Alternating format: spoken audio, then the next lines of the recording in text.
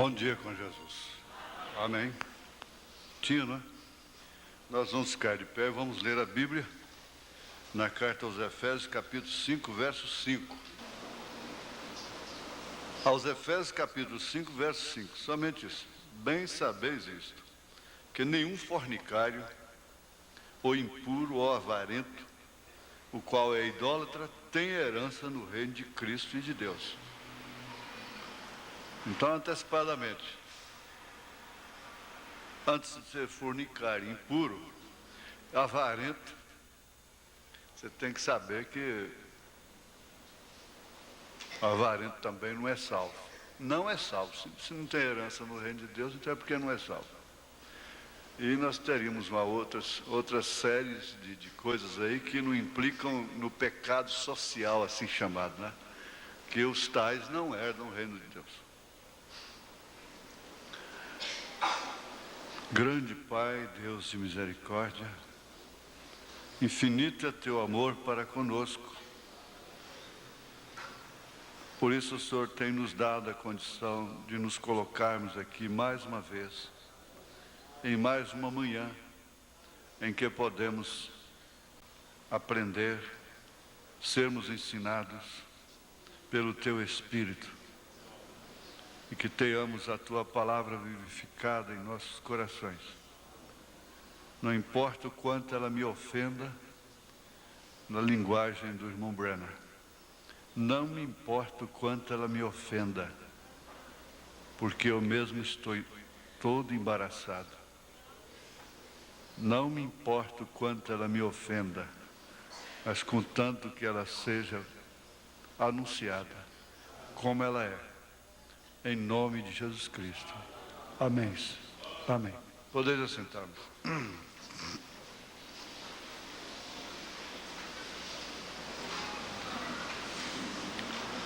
Essa cartinha aqui, olha, a pessoa pediu para ser respondida no domingo da ceia.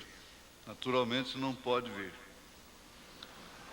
E ela implica, eu até não faria questão, quer dizer, eu gostaria de conhecer a irmã pessoalmente, mas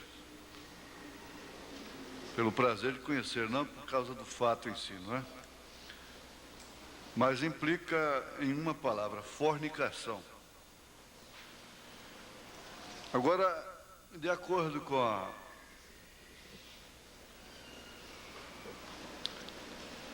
a mensagem Perguntas e Respostas, número 9,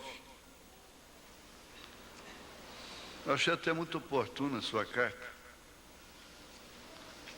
Tem perguntas, tem cartas que contribuem até com o culto e beneficiam a igreja. Domingo passado mesmo, uma irmã foi no escritório com um caderno de anotações, mas não é qualquer pregador que dá conta de fazer aquilo, sobre o estudo de casamento. É de admirar como ela dá conta de fazer aquilo. Aqui é uma pergunta para o irmão Branham, no parágrafo 185, perguntas e respostas. Agora isso está incluso, assunto de casamento. Depois da salvação, o assunto da igreja principal é casamento e divórcio. Deus deu essa mensagem, casamento e divórcio, no Pilar de Fogo, lá em Tucson, lá no Kennedy Sabino, né? Porque é um assunto sem fim, enquanto nós estivermos nessa dimensão. Então, perguntaram para o irmão Branham: irmão Billy, qual é a diferença entre fornicações e adultério? Mateus 19, verso 9. Então o profeta passa a responder dizendo: Jesus disse em Mateus 19, verso 9, qualquer que repudiar sua mulher, a menos que seja por causa de prostituição, e se casar com outra, adultera. A diferença entre fornicação e adultério, a palavra poderia aplicar-se de uma e de outra maneira. Porém, para esclarecer o que ele estava falando aqui é que, como no caso de uma mulher solteira, ela não pode cometer adultério, porque não tem esposo para que cometa adultério contra ele. Isto é imundície para ela. Ela está pecando contra o seu próprio corpo. Ela tem que confessar aquilo para seu marido antes que eles se casem. Se ela fez isso, se isso aconteceu com ela, ela tem que confessar isso para seu marido antes que eles se casem.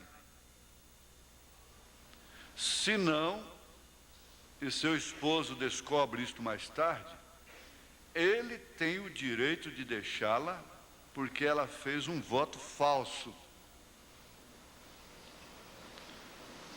É preciso que todos conheçam a verdade. Por isso eu estou dizendo, sua cartinha, eu estou respondendo. Você está vendo que está em cima da resposta.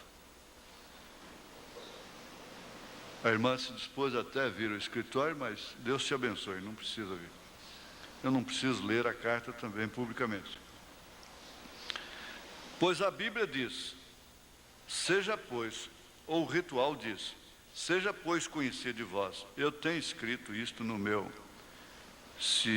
que se algum casal tem sido unido de outra maneira que não seja o que a palavra de Deus permite, o matrimônio deles não é lícito. Então, Jesus disse, errais em não conhecerdes as Escrituras. Errais em não conhecerdes as Escrituras. A mensagem. Elas estão aí, muitas vezes, na estante, aquela pilha de mensagem. Mas não está sendo lido há muito tempo. Está lá como uma relíquia. Como um ídolo até. Como o católico põe a Santa Maria, o São Vicente, a Santa Abóbora lá na parede. Então, às vezes nós colocamos também a mensagem na estante. Ela vira lá como um ídolo, até empoeirando também como eles, né? Gosta daquilo, respeita aquilo, e qualquer coisa, olha para aquilo, qualquer aperto.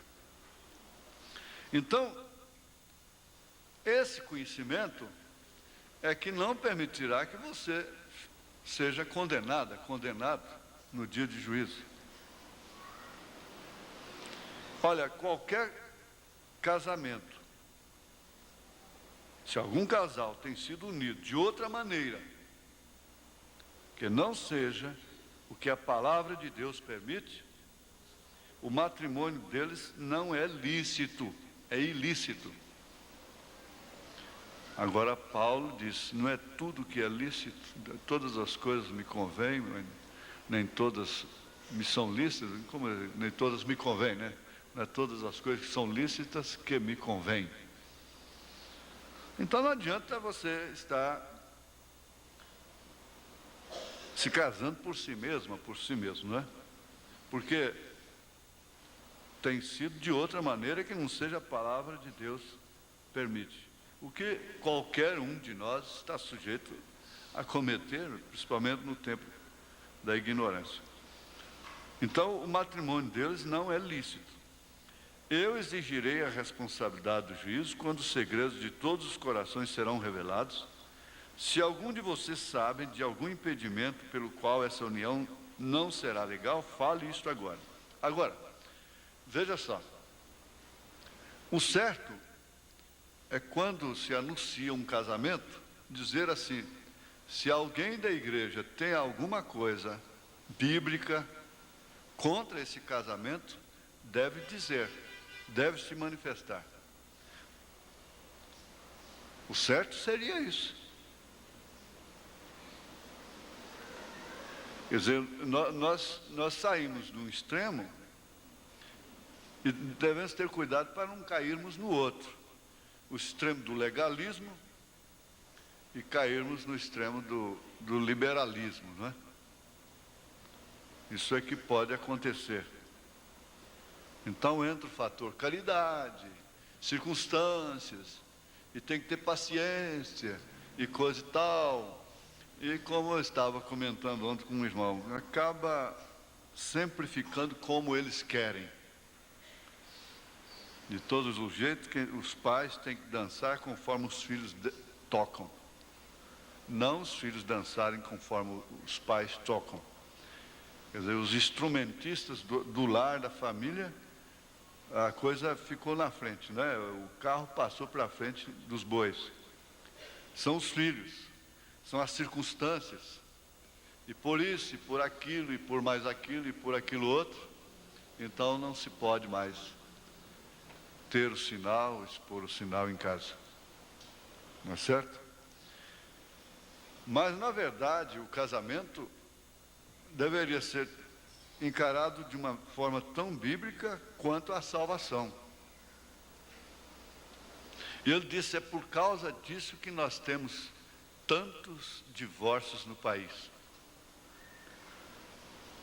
É sabido que esse casamento que começa com a moça beijando o rapaz, né, se agarrando, ele não vai ser abençoado por Deus. Então não deveria nem vir no altar, que ele já está fora da Bíblia. Ontem um pai de família chegou aí nervoso mesmo, mas nervoso, porque tem um casal de jovens recém-apresentado aqui, que está vivendo aí fora, na presença das moças, de todo mundo, se agarrando dentro do ônibus e tudo quanto é lugar, de forma que nenhum casal casado na mensagem deve fazer. Porque mesmo você sendo casado, você não tem que estar agarrando sua esposa na vista de todo mundo, beijando na boca e agarrando e tudo. Mesmo sendo casado. Agora, você tem que saber, filho, que seu casamento é um pavio curto. Ele não vai. Você não precisa nem vir casar aqui no altar. Ele não vai durar nada. Essa mocinha não vai, para começar, não vai nem te respeitar. E você também vai adulterar depois. Você não vai ser um marido fiel. Começa assim. Agora, quando o profeta ia falar dessas coisas, ele dizia, não importa o quanto isso me ofenda, porque eu também tenho família. E ele disse, eu mesmo estou todo embaraçado. E às vezes a gente quer fugir disso. Eu disse para o irmão, eu não posso tratar com as pessoas pessoalmente, isso é problema dos diáconos. O senhor vai na junta e fala com a junta. Se o senhor quiser ser mais caridoso, chama o rapaz, o pai do rapaz, e fala com eles particularmente. O senhor estará sendo mais caridoso. Porque ele está agindo, ele disse que deu a vontade até de dar um murro no rapaz outro dia dentro do ônibus, no irmão. Está demais. Não é qualquer casal do mundo que procede igual esse casal. Então dizem que algumas moças daqui apenas arrumam um namorado, já está dentro do carro, e de boca colada. Bom, você já tem que saber que você é uma moça fácil. Essa moça que vai dando a boca assim é uma mulher fácil. E ele, por sua vez, já não tem confiança interior nela. Ele gosta da coisa, acha bom, tudo, mas o homem que faz isso, ele não tem confiança naquela mulher interior. Porque a estrutura, isso vem lá do Éden. Não adianta. Ela foi fácil com ele. Então ele pensa inconscientemente que é uma lei que opera, ela será fácil com o outro também. Agora, isso tudo é casamento que não é lícito. Ele disse, pastor, mas como é que o senhor vai fazer esse casamento com a minha filha assistindo isso, esse espetáculo lá fora, depois ela vem aquele anjinho vestido de branco aí? É difícil, a gente fica no canto da parede, principalmente quem, né?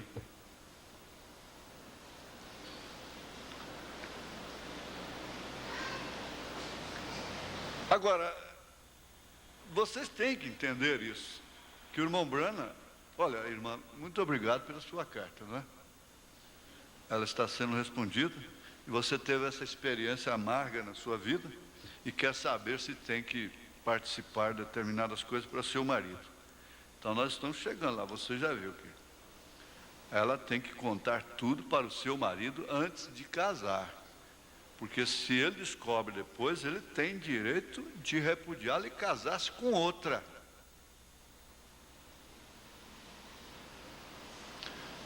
Tudo que um homem descobre de uma mulher em relação aquilo que afeta a comunhão, a moral dele, lhe dá direito de repudiar a mulher. Agora você diz, e a mulher pode repudiar o homem? Não.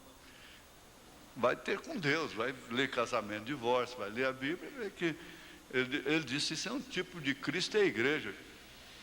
Jesus pode andar até com os macumbeiros, curar até lá no terreiro da macumba. Que quem cura, onde há cura, Jesus está lá. Ele pode andar com quem ele quiser lá, mas a igreja dele não. A igreja dele não. Ele disse, isso é um tipo de Cristo da igreja. Jesus pode fazer maravilhas aonde quer que seja. Agora, aquilo não é esposa dele. Não que ele esteja em fornicação com elas, mas ele está lhes abençoando. Toda a bênção que vem sobre a terra é de Deus. O diabo não tem bênção, ele só tem maldição. Então, essa consciência ela tem que ser autêntica. O dia que nasceu a parteira, primeiro, antigamente, quando os homens eram homens, quem pegava era a parteira, hoje não é mais, não é? Então, ela ouvia, o pai ouvia o grito lá de fora, é homem. Então, nasceu homem. Ou então, é mulher. Nasceu mulher. Há uma diferença biológica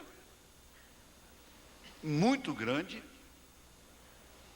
e uma diferença de estrutura e de encargos. De encargos.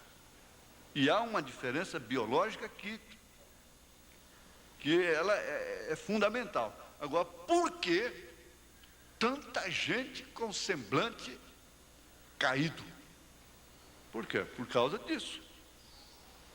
Então, todo casamento que tem sido de outra maneira, que não seja o que a palavra de Deus permite, o matrimônio deles não é lícito. Então, esse pai deve se conformar, você faz seus cultos domésticos, e está certo, o irmão tem toda a razão e tem direito de ir na junta. E chamar até o pai, por sinal, né? E chamar o moço, e chamar a moça, você tem todo esse direito. Agora, mostrar para suas filhas que isso só traz maldição. Cá, entre nós, acho que qualquer moço, qualquer moça que queira partir para esse tipo de namoro, deveria dispensar o casamento na igreja, porque ela já está dispensando.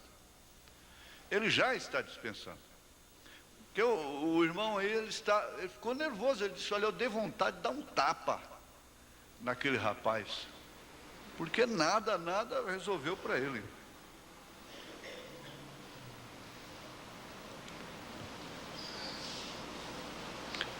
Eu exigirei responsabilidade a ambos, quando vocês certamente responderão no dia do juízo, quando os segredos de todos os corações serão revelados. E ali não é o que você vai alegar, que você vai dizer, a moça, o rapaz, que lá vai aparecer o que é realmente. E lá não vai adiantar ninguém culpar a ninguém. Não é certo? Se alguns de vocês sabem de algum impedimento pelo qual essa união não será legal, fale isto agora. Quer dizer, esse pai está certo. Ele talvez nem soubesse disso aqui. Eu estou associando, irmã, a sua carta a vários assuntos que auxiliam a igreja, não é? Agora você sabe, todo homem é tendente a isso. A mulher é como, vamos dizer, um abismo. E o homem é como uma árvore que cresce à margem de um abismo. A árvore não cresce para o lado do abismo em sentido contrário, ela só cresce em direção do abismo. Então, caberia a ela, como diz o profeta, dizer sim ou não. Ela tem que dizer sim ou não. Sim com a atitude, não precisa nem falar, não é? Ali o tem. Então, fornicação é que uma moça não vive uma vida limpa, e não quer dizer que uma moça fornicária é só aquela que perdeu a virgindade, não. Há muitas moças que não por perderem a parte biológica apenas, aqueles, não é? A virgindade, acham que não são fornicárias. Elas são fornicárias, elas cometem fornicação. Porque elas andam cometendo relacionamentos que, como o profeta disse, de uma maneira até forte, né, que agitam os espermas do homem. Ele falou, eu posso falar. Não é certo? Então essa é fornicação, porque ela não tem marido. Porém, quando ela está casada, então é quando ela vive assim. Ela vive assim, então ela comete adultério contra seu marido. Como a mulher não trai o marido só quando ela deita na cama com outro homem. Ela trai o marido até em pensamento. E ela namora também. Uma mulher veio algum tempo atrás e ela disse, eu tenho confessado tudo isso. Ela estava nervosa e teve um choque nervoso e disse, é o caso da irmã. Eu tenho confessado tudo isso a Deus. Porém, você tem que confessar isto a seu marido. Eu não sou eu quem estou mandando a irmã confessar. Eu não mandaria. Quem está falando que você tem que confessar é o irmão Brenner. Consequentemente, é o Espírito Santo, não é? Que usava ele de acordo com as Escrituras. Então, ela estava nervosa e teve um choque nervoso e disse, eu tenho confessado isso a Deus. Ele disse, porém você tem que confessar isto a seu marido. Respondi eu, não foi contra Deus que você cometeu adultério, foi contra seu marido. Isto é correto. E se um homem casa com uma mulher que não haja vivido limpamente antes de haver se casado com ele, e então ela vem, veja, e a ele, depois de haver vivido com ele por algum tempo, e diz, amor, tem que contar, não é? Quero te dizer uma coisa, eu saí com outro homem e nunca te disse isto. Jesus disse que ele tinha o direito de rejeitá-la e casar-se com outra, porque eles não estão casados no princípio, porquanto ela lhe disse uma mentira, mentiu a ele. Então tem que ser encarado como ela é, como a coisa é. Então fica bem explicada essa parte. Agora, está certo que a irmã foi levada por companhias no seu tempo da incredulidade. Eu diria assim, você foi feliz andar no lugar que você andou, estar na condição que você esteve, e Deus ainda preservou, vamos dizer, o principal. Agora, se isso te incomoda, de acordo com a palavra, você diga para ele, olha, felizmente Deus me guardou, mas eu cometi fornicação. Eu andei induzida, como o senhor está dizendo aqui, induzida por companhias ímpias. Vocês pensam que companhia é uma desgraça. Você começa a arrumar coleguinhas, e há moças mais experientes que estragam as moças mais novas. Ensinam elas a falarem palavras impuras, imundas e coisas imundas, porque elas já têm certas experiências. Ao invés delas dizer, olha, não vá por esse caminho, não faça isso, coisa e tal, elas fazem empurrar, em alguns casos, né? Então, a irmã diria, olha, eu tive uma vida, na verdade, impura. Ela não foi limpa. Graças a Deus, Deus me preservou. Agora, eu sou fiel a você.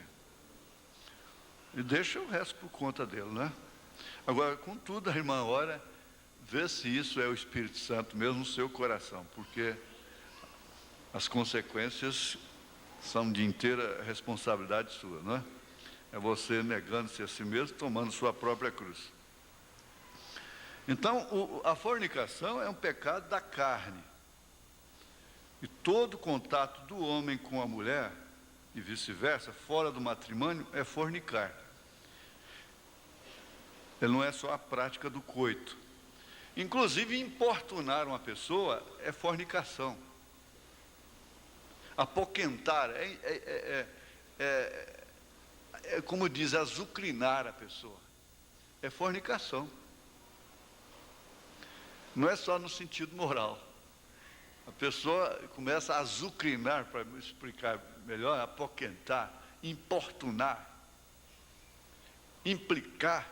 Ela está cometendo fornicação. Ela é uma fornicária. Então, o que a Bíblia diz? Você tem que entender o que a Bíblia diz, a Bíblia está dizendo, é Deus dizendo. Aqui em Deuteronômio, capítulo 11, verso 26. Eis que hoje eu ponho diante de vós a bênção e a maldição. Nós citamos isso aqui sexta-feira passada. A bênção quando ouvirdes os mandamentos do Senhor vosso Deus, que hoje vos mando. Porém a maldição se não ouvirdes os mandamentos do Senhor vosso Deus, e vos desviardes do caminho que hoje vos ordeno, para seguirdes outros deuses que não conhecestes. Se você quer marcar isso, é Deuteronômio, capítulo 11, 26, 27, 28, não é? E ainda, Apocalipse, capítulo 21, verso 8. Mas quanto aos tímidos, e aos incrédulos, e aos abomináveis, e aos homicidas, e aos fornicários, e aos feiticeiros, e aos idólatras, está tudo misturado isso aí. Você que vive perturbando os outros, está misturado com isso.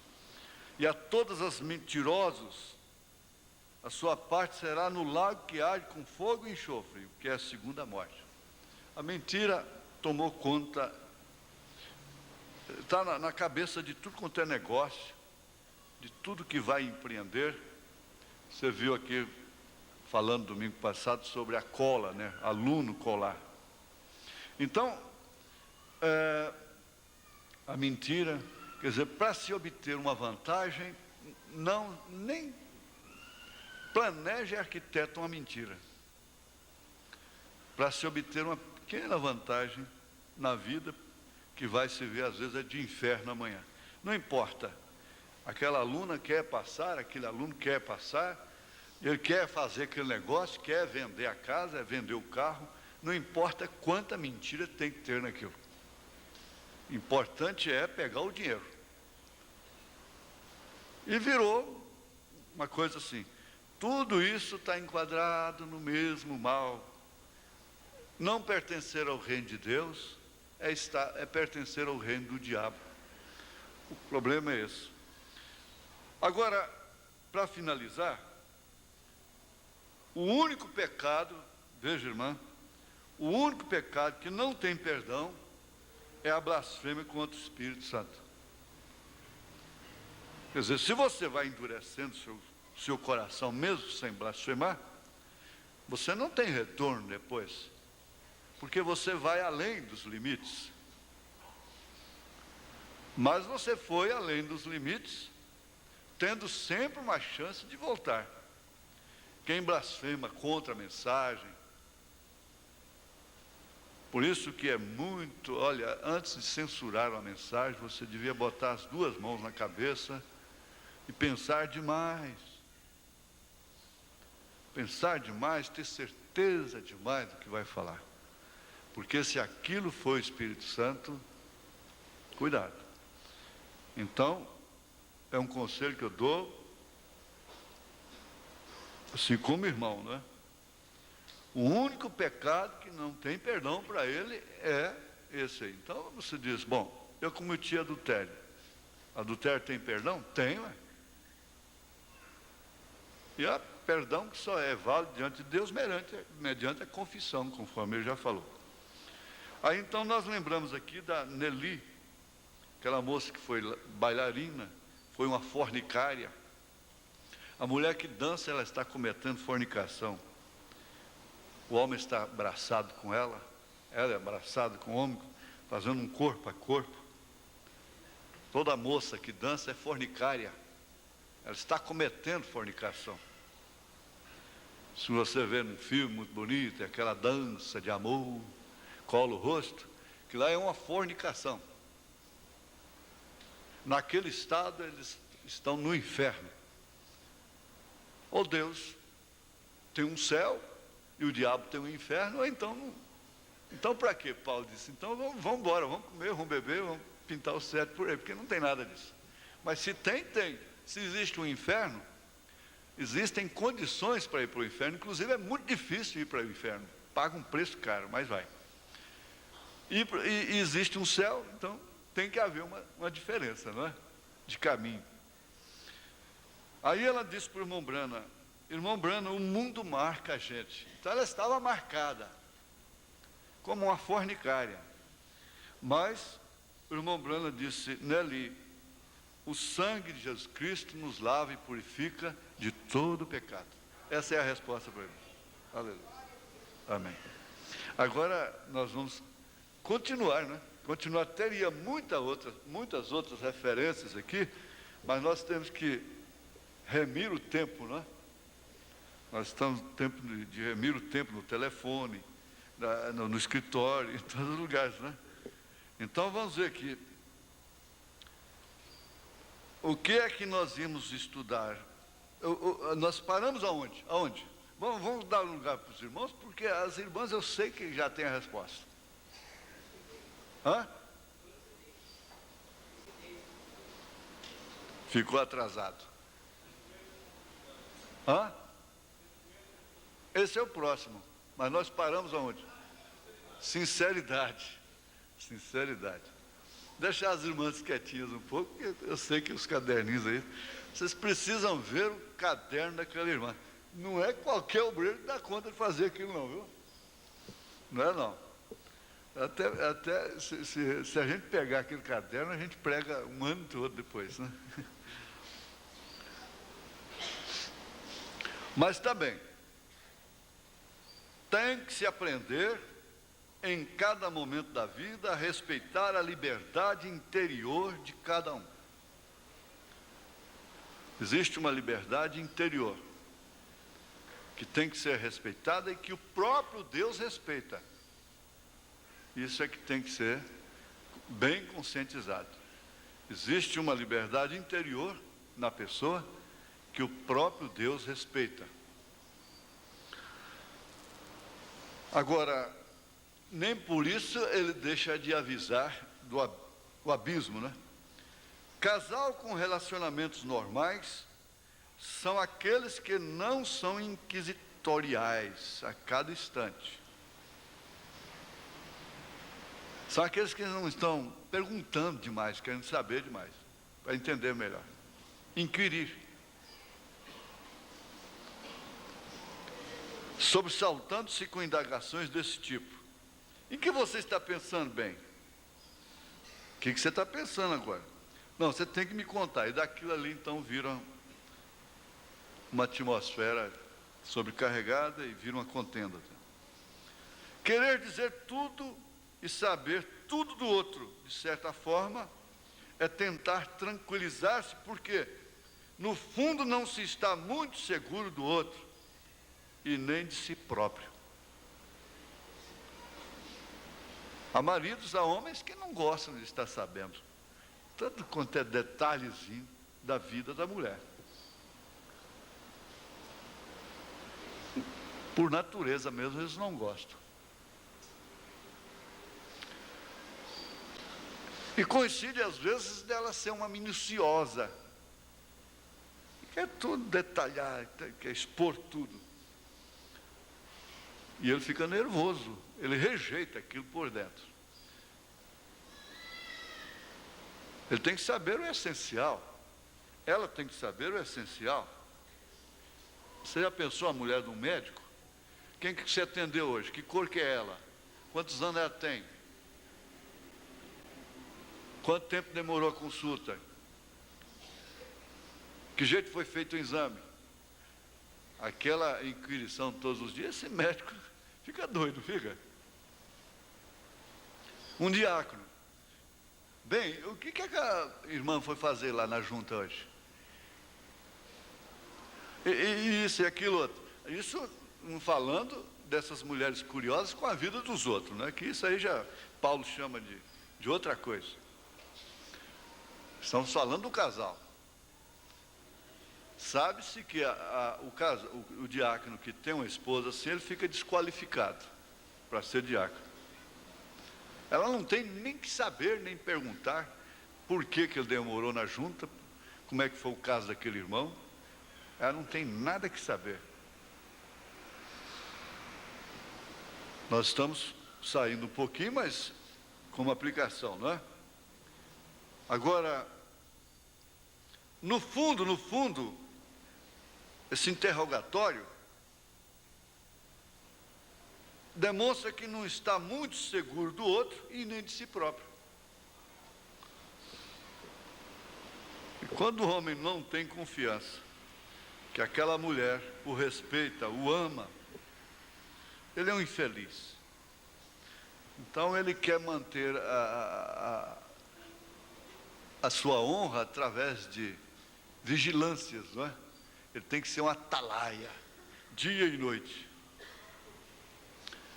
Agora vamos para sentimento de responsabilidade.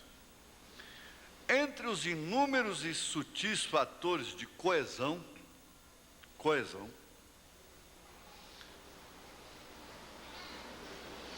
para a existência de um relacionamento normal no casamento, deve-se enfatizar o sentido de responsabilidade.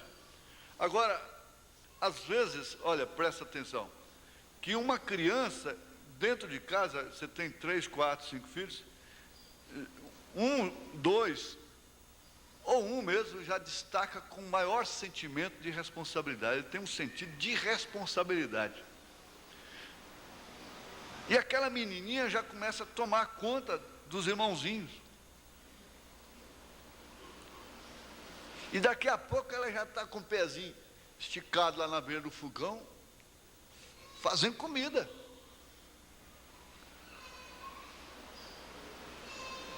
E ela já incomoda com a roupinha lá no chão, do irmãozinho, coisa e tal, e com a casa suja. E a mãe não tem que estar, Terezinha, varre, Terezinha, faz isso.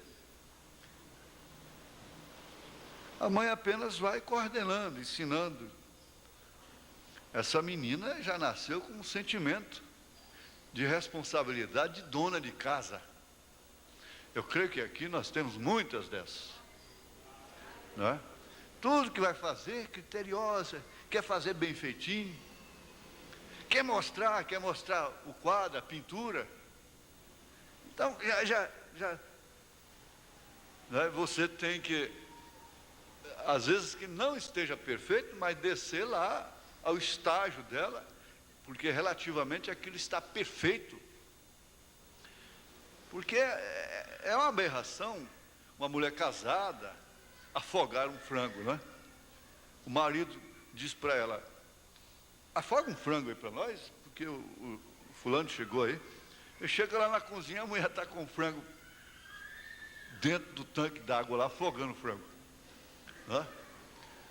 Você diria: com quem que eu casei, meu Deus? Né? Agora, se falava uma criança isso, você até riria: não, minha filhinha, não é assim não, a gente tem que matar o frango e tal, nós vamos afogar na panela. Você vai aprender como é que faz, o que significa afogar o frango, né? Relativamente, quer dizer, aquela menina está demonstrando muito mais sentimento, mais, né, do que a mulher velha, né, adulta. Isso aí você amplia. Então, esse sentimento de responsabilidade, que deve estar unido profundamente ao amor. Ai, mas eu amo, e não tem nenhuma responsabilidade para com ela. Ora, o irmão Branham diz assim, que o casamento lá no Velho Testamento, a noiva tirava o véu, ao encontrar-se com o noivo, e colocava o véu sobre os ombros do noivo.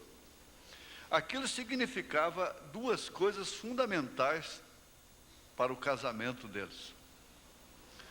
Que ela, desde então, estava sob sua responsabilidade, inteira responsabilidade, viu? E também significava que ela estava inteiramente submissa a ele. Porque o casamento sempre foi assim. Agora não, mas então era assim. O casamento original era isso, era a moça saindo da responsabilidade, de debaixo da responsabilidade do pai, para a responsabilidade do marido. De debaixo da submissão ao pai, aos pais, para a submissão do marido. Ela não tinha um intervalo de vagar por si mesma, criando a sua própria bolsa, sua própria economia, para ter para onde levar o rapaz depois. A gente fala, às vezes sorri, mas está chegando uma época quase que, ao invés da mulher cheirar a roupa do marido antes de lavar, é o marido que vai ter que cheirar a roupa da mulher antes de lavar, né? Com esse suor, com esse perfume, não é que ela está ganhando o meu pão de cada dia. Infelizmente, essa é a situação da hora, é a condição do tempo. Isso é uma coisa completamente adversa ao casamento, de uma forma original.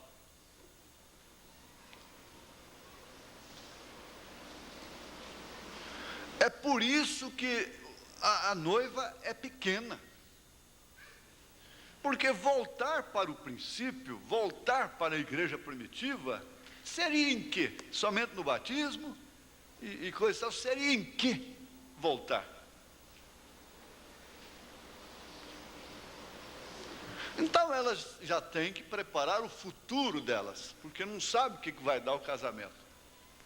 Amanhã ele larga ela chupando pirulito, vira a cabeça para o lado de outra, some no mundo. Ele não tem nenhum senso de responsabilidade.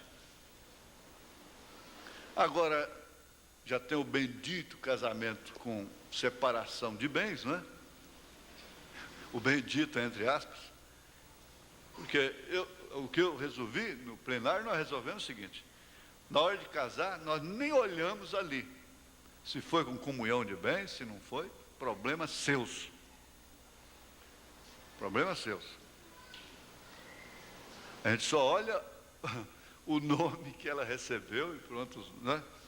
Porque as circunstâncias são tão grandes, a condição do tempo realmente reflete a arena desse século. É isso que é a fogueira. Agora, assumir responsabilidade seria exatamente isso. Casar-se é uma coesão composta desses 6 principais itens: fidelidade, esse já é o 3. É a atração entre sexo, que é indispensável por causa do fator biológico, nós estudamos. O amor, a fidelidade, a lucidez, a sinceridade, o sentimento de responsabilidade. Agora, veja se isso não enquadra tudo ali na Bíblia Sagrada e em casamento e divórcio. Enquadra perfeitamente.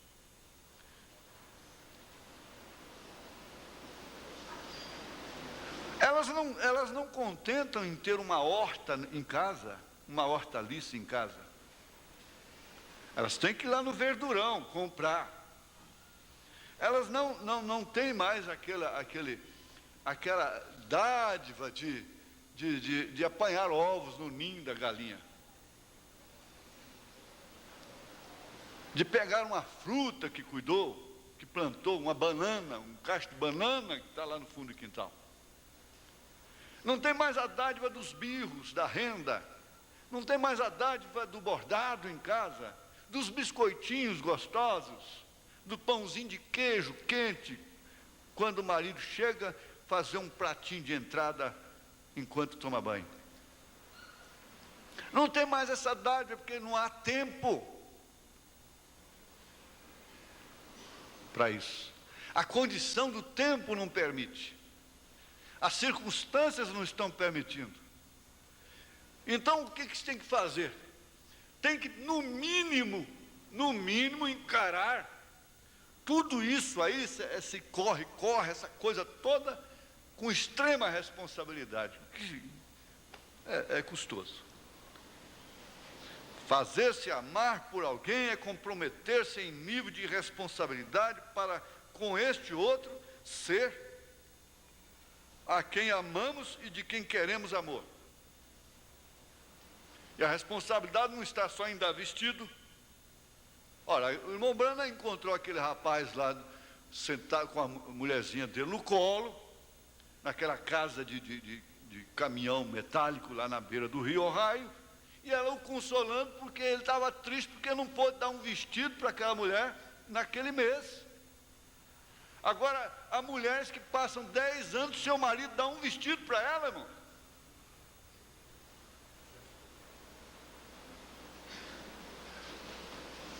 Afinal de contas, ela veste de que forma? É daqui, é dali, vende meia dúzia de ovos e faz um bordadinho. Tudo bem, está ajudando.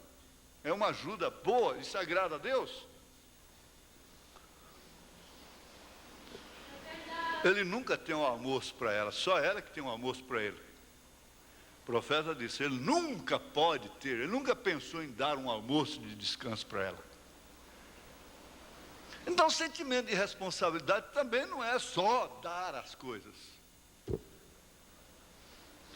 Assume também as satisfações sentimentais, porque existe o fator psicológico que tem que ser alimentado e que nutre a confiança, a coesão.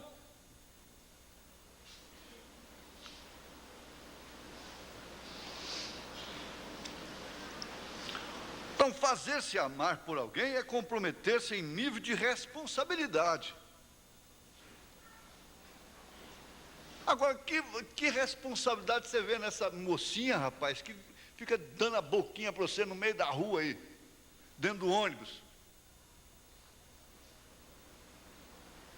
E que responsabilidade você vê nesse rapazinho que ainda está fedendo ovo ainda? Me desculpa.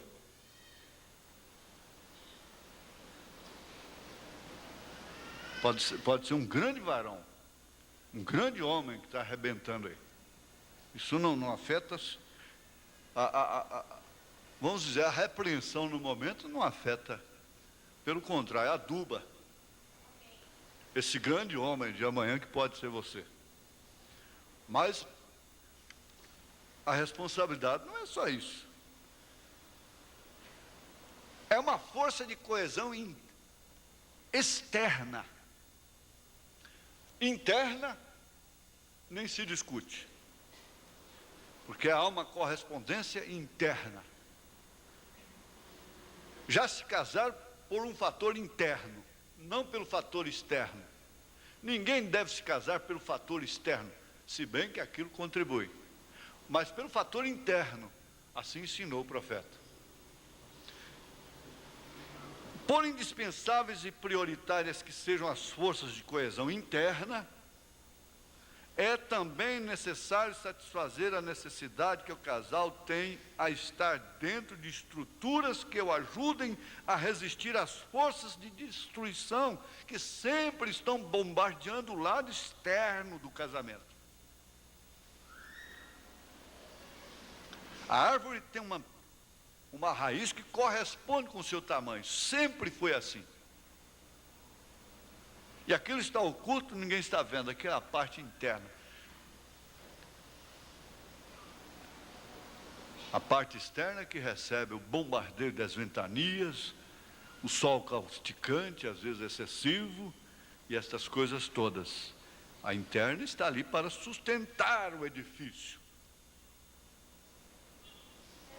A necessidade de estruturas exteriores, de manutenção, é uma necessidade humana. Se você não tem um sistema de manutenção dessa casa aqui, ela vai virar pura teia de aranha, os móveis vão ficar todos sujos, estragados, cupim vai tomar conta, os insetos, e por fim torna-se inabitável. Existe um sistema de manutenção para todas as coisas na Terra, para todo o sistema físico, e mesmo químico e mesmo psíquico, porque enquanto nós estamos aqui, nós estamos sujeitos a tudo isso, sujeitos, não é? Depois lá não, mas aqui nós estamos na dimensão humana, nós somos uma química.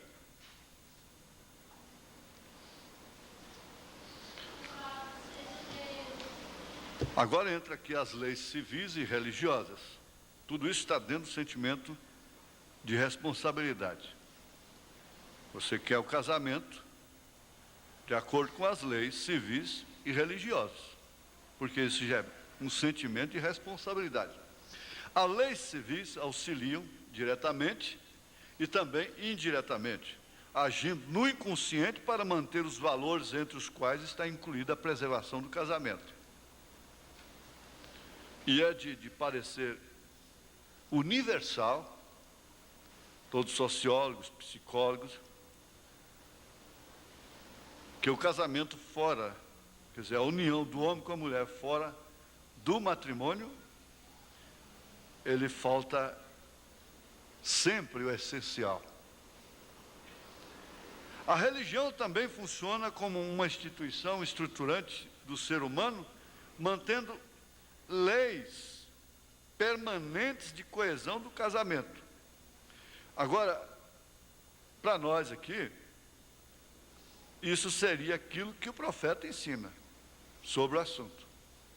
Porque tudo isso aqui nós temos que ter amparo bíblico e na palavra e na experiência também no dia a dia, não é? Então, não seria propriamente a religião. Quer dizer, socialmente falando, tem que falar religião. Mas, de acordo com o casamento de divórcio, seria a revelação.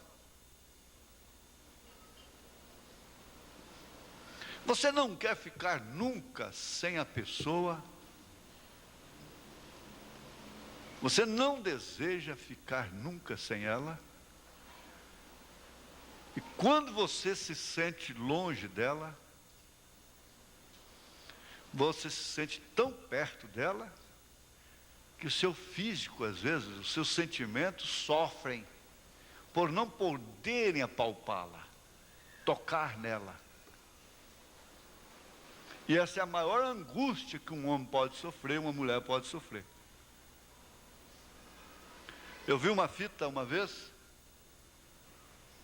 que um rapaz morreu num acidente, ele gostava demais da moça.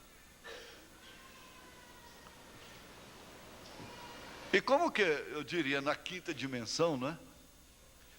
Ele ficou acompanhando a moça todo o tempo de sua vida. Onde ela ia, ele estava com ela. E quando algum perigo se aproximava dela, ele fazia tudo, ele ficava angustiante para fazer alguma coisa por ela, mas não podia, porque ele estava fora da matéria, ele não tinha como tocar. Quando ele ia tocando, era nada para ele. Quer dizer, aquilo foi muito bem feito para ilustrar isso aqui. A distância faz isto. Isso é que é a saudade. A saudade aumenta. A saudade, você só tem saudade daquilo que está com você, que está dentro de você. A saudade opera no exterior, nos sentidos, que não podem ser satisfeitos. A visão, ver, abraçar, tocar, conversar. Então isso é que é a saudade. É a saudade daquilo que está em você. Isso é o tipo da igreja em Cristo perfeitamente. Nós um dia vamos apalpá-lo e nós temos saudade dele porque ele está em nós. Se ele não estivesse em nós, nós não teríamos saudades dele. Você não teria saudade daquela mulher, não teria saudade daquele homem. Agora, as pessoas, as coisas, as pessoas podem estarem de uma maneira, cada coisa no seu lugar. Está em você como esposa, está em você como esposa, está em você como pai, como mãe, como amigo, né? Como amiga, isso aí tem seu lugar. Então, para isso existe fé, revelação, mandamentos. Aí você pega Efésios 5, só o Efésios 5, 23 ali em diante já chega, né? E entra também o ritual. Marca o dia, não é? A religião promulga a valorização do amor como força máxima de coesão das relações conjugais e familiares. É isso que ela faz. O irmão Brando disse, então, um juiz aí com a cabeça cheia de uísque e um reverendo aí, colarinho clerical, caído da graça, faz aquilo. Essa parte aí. Agora depende deles o que vai acontecer, não é? Esse aí atendeu a parte social. Atividades e trabalho compartilhado. Construir juntos uma casa. Isto quer dizer, ela participando, porque não tem como, a menos que seja multimilionário, sei lá, porque até o gosto dela tem que entrar na hora de escolher azulejo, a planta, ela tem que participar, não é certo?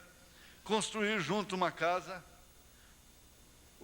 e ele destacou, uma casa, agora depois, um lar, porque casa não é lar, não é?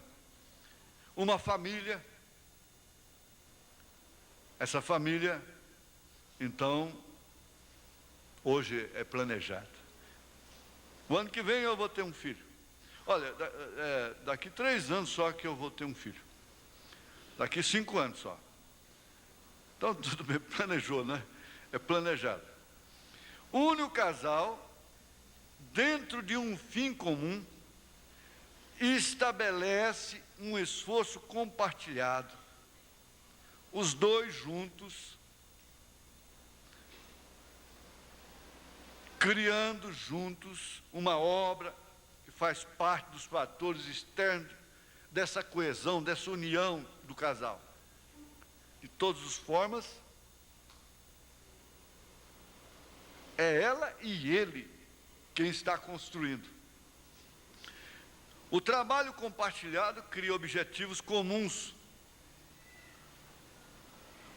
Porque se estamos fazendo a mesma coisa, então o objetivo se torna comum. Se um está plantando trigo, o outro está plantando aveia, o objetivo pode ser comum na alimentação, né? No fim, alcançado de alimentar. Mas na lavoura em si, um está para lá, outro está para cá. Mas aqui, então, é compartilhado, formando objetivos comuns.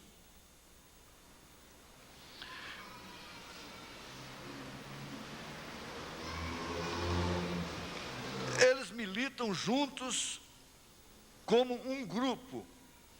E uma família é um grupo unido, homogêneo, misturado, juntos, tem a mesma cor, pensam da mesma forma, discutem entre si e chegam a conclusões sem irritações, sem derramar adrenalina.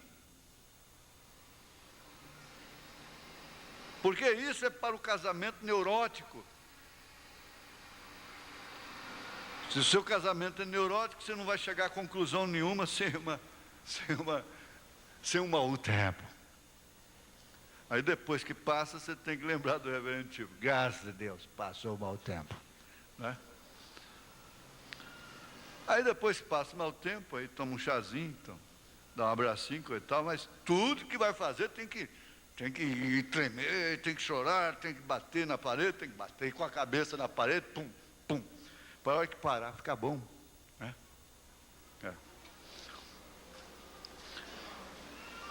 Não pode chegar a conclusões sem impactos. Mas militar juntos, como um grupo, isso faz o casamento ser compartilhado, normal. Compartilhar de uma ideologia comum, religiosa. Não se sabe como que uma pessoa pode pensar em casar-se com a outra que não crê na mensagem, que não é... Que jeito que vão ser criados esses filhos depois?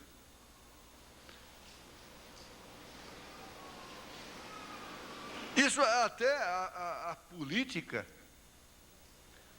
de uma família deve ser a mesma. O fator humanitário, o transcendente, tudo isso leva o casal a ultrapassar suas dificuldades individuais e comuns de todo o casamento, de todo o relacionamento. Essa coesão.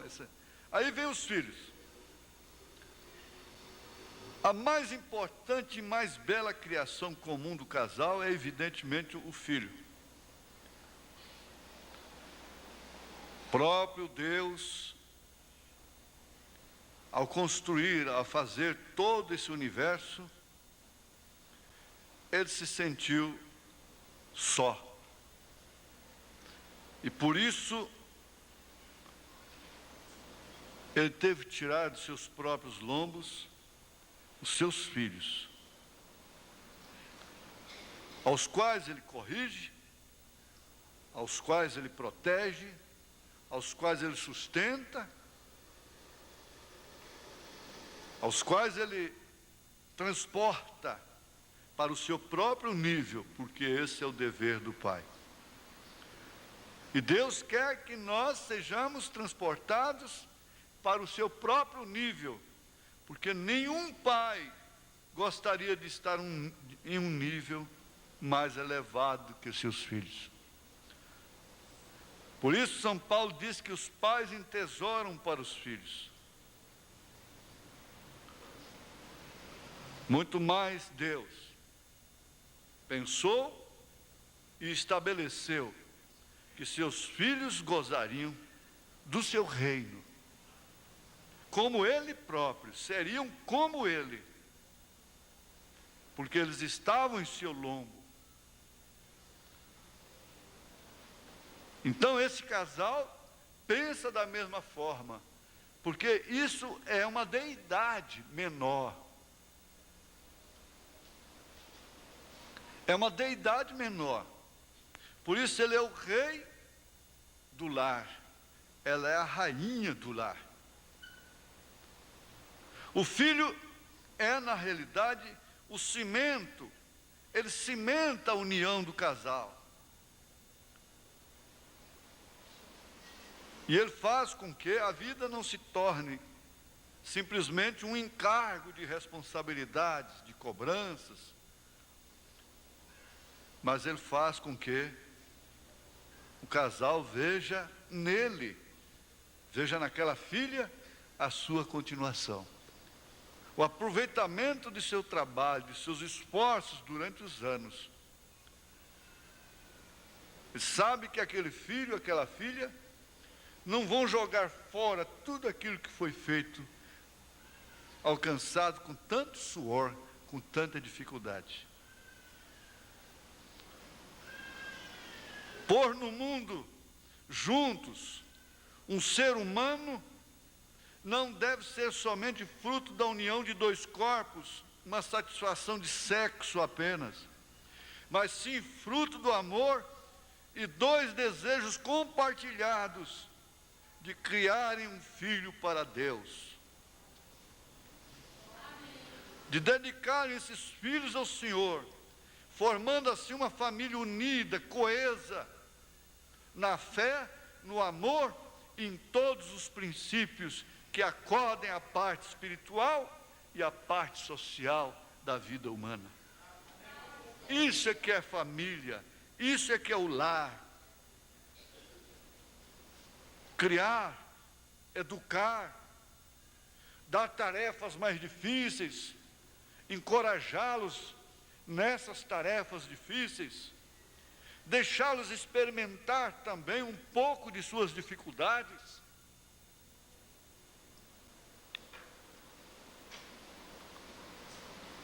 Que coisa, hein? Nos dias de hoje requer uma verdadeira comunhão compartilhada, para que eles sintam que sua casa é o melhor ambiente que existe no mundo, para que eles gostem de estar em casa.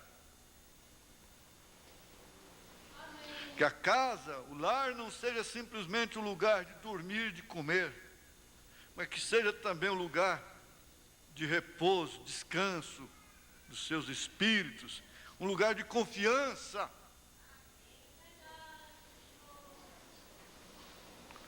Esse é um sonho, né?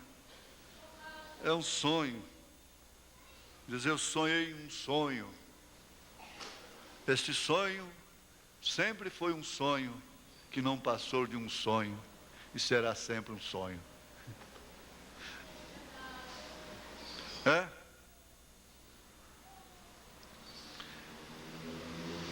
Ser responsável por um ser,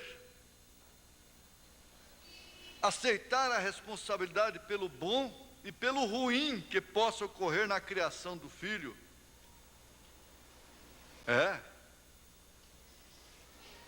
Na realidade, extremamente estruturante da relação conjugal e dinamiza o ajustamento do casal, quer dos denominados normais ou mesmo dos neuróticos. Que então, o pai e a mãe vai criar aquele filho de acordo com aquilo que eles são, né? A família de origem de cada cônjuge é outro fator muito importante. Como é a última, então nós vamos terminar. Recordemos a frase conhecida de Saint-Exupéry: amar-se é olhar juntos na mesma direção.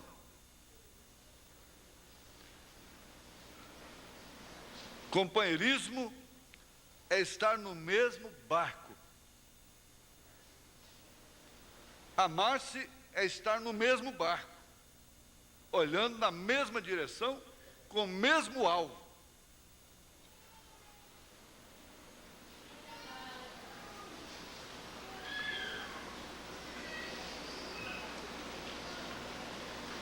É bom fixar isso, né? Bom. Amar-se é olhar juntos na mesma direção. É uma unidade de visão.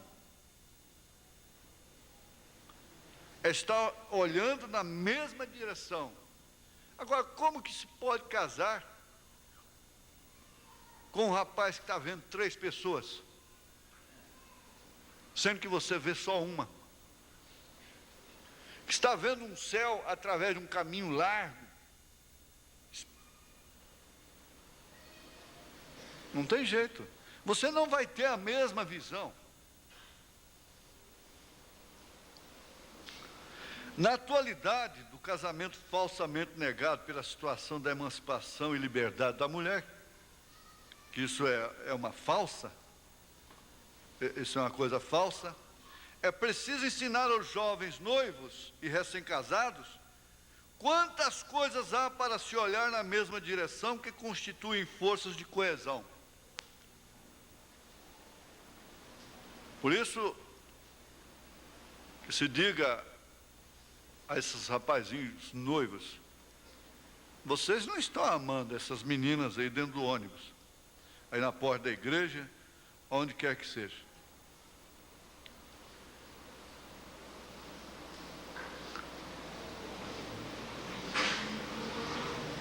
Vamos voltar aqui.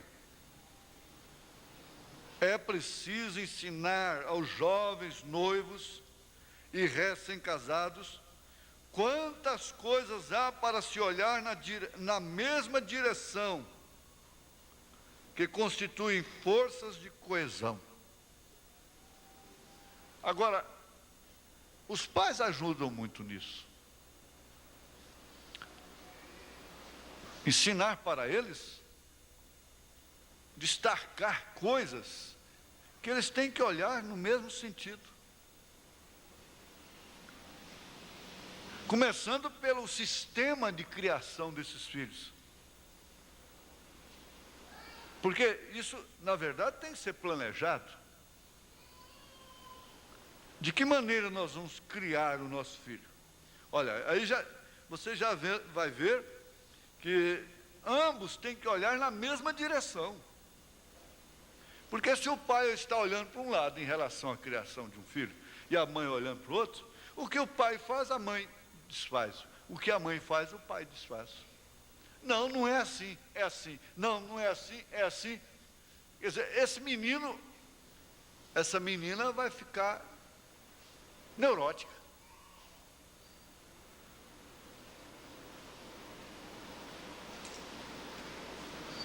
É aconselhado, inclusive, os pais discutirem particularmente cada problema de seus filhos particularmente, no quarto. Mas esse pai, essa mãe, que lança deficiências do filho na presença dos outros irmãos dele, os outros irmãos passam a humilhá-lo também. E lança no rosto dela mensagem negativa, pessimista.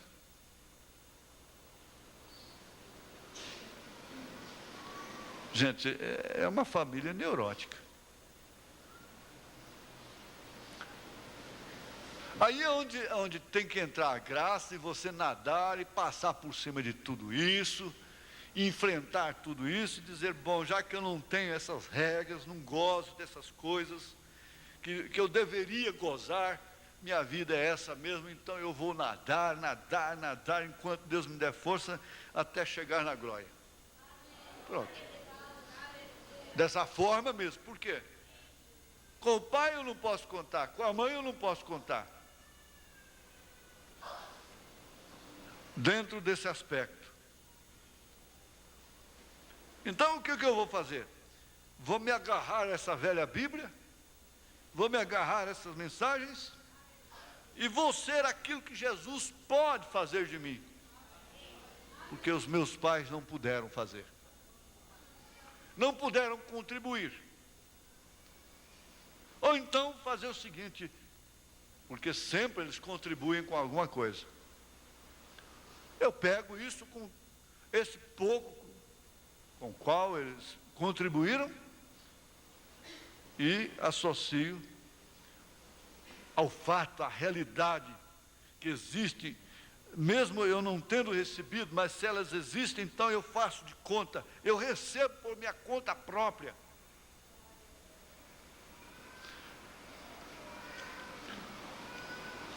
Essa parte fica terminada.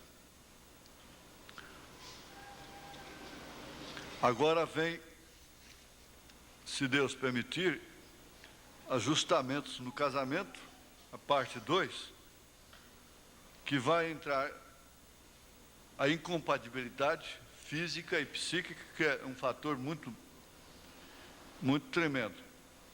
Aí entra a falta de diálogo também, a agressividade e afã de domínio, só quer dominar, não é? As ilusões e ideias falsas que se criam e que, uma vez não obtidas, não alcançadas, causam frustrações. Então, Fica essa parte, se Deus permitir, próximo domingo, não é? Amém? Vamos, dia 7. Fica assim.